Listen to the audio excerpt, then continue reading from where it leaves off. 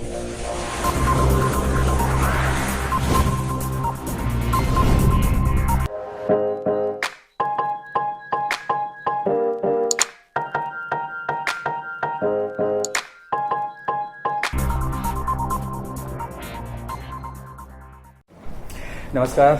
मैं हूं अरुणेश कुमार और आप देख रहे हैं यंग तरंग।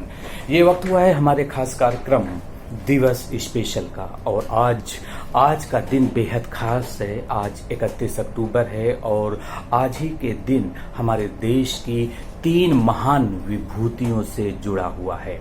जी हाँ, आज के दिन महर्षि वाल्मीकि जो कि रामायण के रचयिता हैं, इसके अलावा हमारे देश की एकता और अखंडता के सूत्रधार लौह पुरुष सरदार वल्लभ भाई पटेल और हमारे देश की पहली महिला प्रधानमंत्री श्रीमती इंदिरा गांधी से आज का दिन यानी 31 अक्टूबर का दिन जुड़ा हुआ है। इसलिए आज का दिन बेहद खास है और आज हम अपने इस कार्यक्रम दिवस स्पेशल में आपको बताएंगे कि कैसे एक डाकू से एक महान विद्वान और महान रचयिता महर्षि वाल्मीकि जी बने। ये भी बताएंगे कि किस तरीके से सरदार वल्लभ भाई पटेल ने देश की एकता और अखंडता और संप्रभुता को मजबूत किया और आज के माहौल में, आज के परिवेश में जब हमारी देश की एकता और अखंडता और संप्रभुता खतरे में है, कुछ लोगों की वजह से खतरे में है, ऐसे में आज भी हमें पटेल साहब जैसे नेताओं की बेहद ज़रूरत है। और ये भी बताएंगे कि हमारे देश की विकास यात्रा में हम देश की पहली प्रधानमंत्री महिला प्रधानमंत्री इंदिरा गांधी जी का कितना बड़ा योगदान रहा है। इसलिए आज का दिवस स्पेशल कार्यक्रम बेहद खास है और आप बने रहिए हमारे साथ। और आइए करते हैं अपने इस कार्यक्रम की शुरुआत। तो सबसे पहले हम आपको ये बताते हैं कि जो आदि काव्य है रामायण, इसके रचयिता महर्षि वाल्मीकि हैं और पौराणिक कथाओं के मुताबिक वाल्मीकि जयंती अश्विनी मास की पूर्णिमा के दिन मनाई जाती है और ये दिन इस बार 31 अक्टूबर को पड़ रहा है। अब हम आपको बताते हैं कि किस तरीके से वाल्मीकि जी का नाम वाल्मीकि पड़ा और किस तरीके से उनका असली नाम क्या था और वो डाकू थे और इसके बाद कैसे उनके जीवन में घटी एक घटना ने उन्हें महान विद्वान बना दिया, जिसके चलते उन्होंने रामायण जैसे महाकाव्य की रचना की। तो हम आपको बताते हैं कि संस्कृत के प्रथम महाकाव्य की रचना करने के कारण वाल्मीकि जी को आदि कवि भी कहा जाता है और वाल्मीकि जी जयंती के अवसर पर बहुत से लोग महर्षि वाल्मीकि की गद्दी निकालते हैं। वाल्मीकि मंदिरों में बड़े ही श्रद्धा, उल्लास और भक्ति के साथ उनकी पूजा और आराधना की जाती है और महर्षि वाल्मीकि के द्वारा रचित रामायण आज भी सनातन धर्म के मानने वालों के लिए एक बेहद पूज्य धर्म ग्रंथ है। आइए अब हम आपको बताते हैं कि वाल्मीकि जी का पुराना नाम क्या था।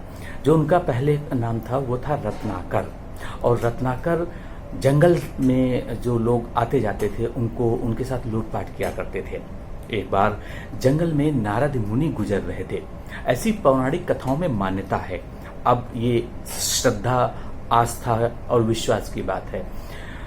तो जब जंगल से नारद मुनि गुजर रहे थे तब रत्नाकर ने हमेशा की तरह उनके साथ लूटपाट की। तो नारद मुनि ने कहा कि तुम ऐसा क्यों करते हो? तब उन्होंने कहा कि ये तो मैं अपने परिवार के लिए करता हूँ, उनके लालन पालन के लिए करता हूँ, पोषण के लिए करता हूँ। तो उन्होंने कहा कि ये तो गलत कार्य है, ये तो पाप है और इस पाप का फल तुम्हें भोगना पड़ेगा और तुम अपने परिवार के लिए ये सब करते हो, तो क्या परिवार के लोग तुम्हारे इस पाप के जो फल मिलेगा उसको भोगने के लिए तैयार होंगे? आप जाओ, मैं यहीं हूँ, अपने परिवार के लोगों से पूछ कर आओ। अगर वो हाँ कह देते हैं तो अच्छी बात है, अगर नहीं कहते हैं तो भी आपको पता चल जाएगा। इन शब्दों ने रत्नाकर के मन में गहरा प्रभाव डाला और वो अपने परिवार वापस गए और उन्होंने सबसे पूछा और सबने मना कर दिया कि ये गलत कार्य तुम करते हो, ये पाप तुम करते हो, इसलिए इसका फल भी तुम्हें ही भोगना पड़ेगा, हम लोग आपके साथ नहीं हैं। और इस घटना के बाद उनका बिल्कुल मोह माया से, जिसको कहते हैं मोह भंग हो जाना, वो हो गया। वो बेहद दुखी हुए और आगे चल के उन्होंने रामायण जैसे महाकाव्य की रचना की। इससे आपको ये भी पता चलता है कि आज की तारीख में कोई भी ऐसा व्यक्ति जिसने भले ही शुरुआत में कुछ गलत कार्य किए हों, लेकिन अगर उसको आत्मज्ञान हो जाता है, उसको अपनी गलती का एहसास हो जाता है और वो गलती को अपने दोबारा रिपीट नहीं करता, तो भगवान भी ऐसे गुनाह को माफ़ कर देता है। इसलिए हमें महर्षि वाल्मीकि के जीवन से ये सीखना चाहिए कि हम गलत कार्य छोड़ करके अच्छे कार्य करें।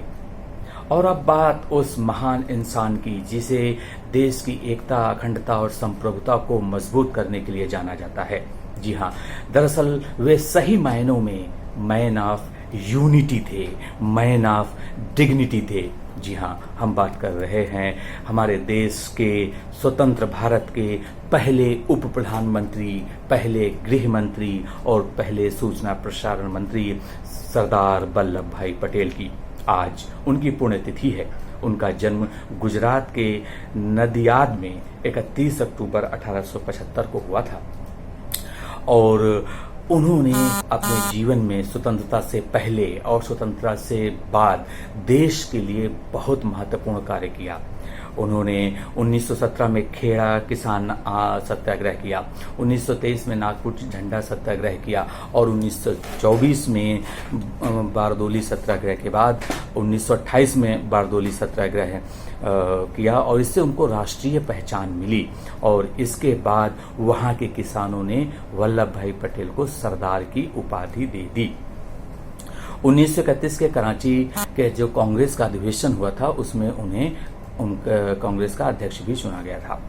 अब हम आपको बताते हैं कि किस तरीके से पटेल साहब ने बहुत ही बुद्धिमानी और दृढ़ संकल्प का परिचय देते हुए वीपी मेनन और लॉर्ड माउंटबेटन की सलाह और सहयोग से जितनी भी अंग्रेजों की कुटिल चाल थी वो उसको नाकामयाब कर दिया।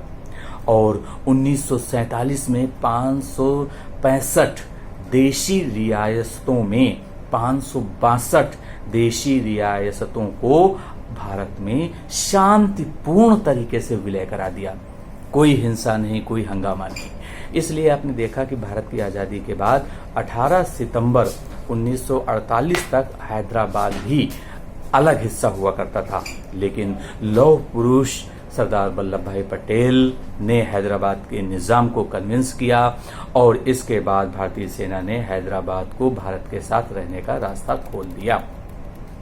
और आज की तारीख में जब हमारे देश में हिंदू मुस्लिम के नाम पर बहुत कुछ हो रहा है, हमारे देश की एकता और अखंडता खतरे में पड़ गई है, इसलिए हमारे देश में सरदार पटेल साहब जैसे नेताओं की बेहद ज़रूरत है।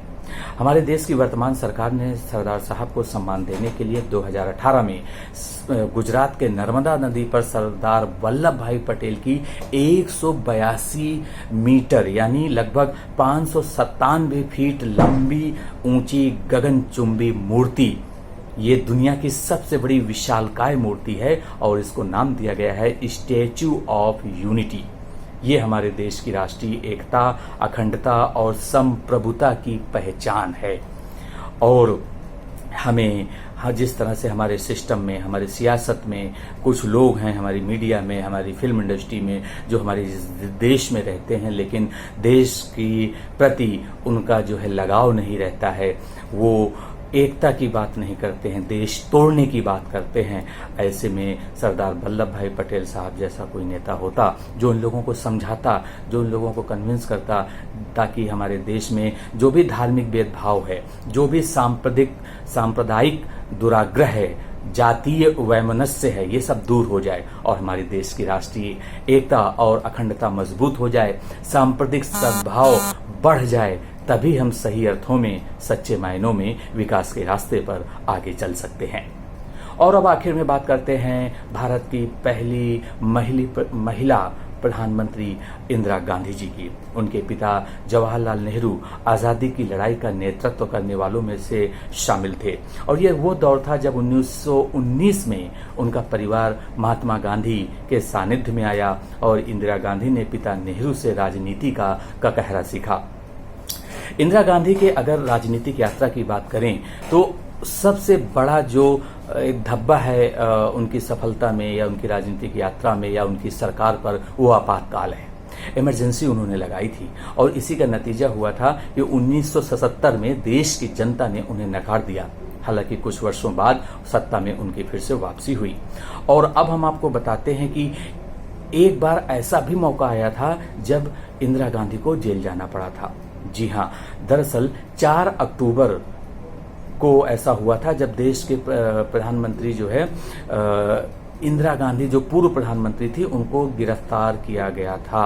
और जिस समय उनकी गिरफ्तारी हुई थी उस समय देश के प्रधानमंत्री मोरारजी देसाई थे, जनता पार्टी की सरकार थी और चौधरी चरण सिंह गृह मंत्री थे।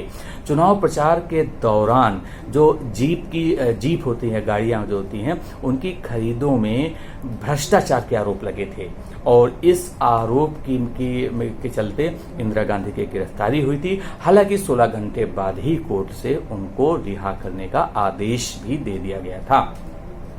तो वहीं इंदिरा गांधी ने 1966 से लेकर के 1977 के बीच लगातार 3 बार हमारे इस देश की बागडोर संभाली। 1980 में दोबारा वो प्रधानमंत्री के पद पर पहुंची और 31 अक्टूबर 1984 को पद पर रहते हुए उनकी हत्या कर दी गई, क्योंकि 1980 का दशक खालिस्तानी आतंकवाद के रूप में हमारे देश में एक बहुत बड़ी चुनौती लेकर आया था। ऑपरेशन ब्लू स्टार को लेकर के उन्हें कई तरह की राजनीतिक समस्याओं का सामना करना पड़ा।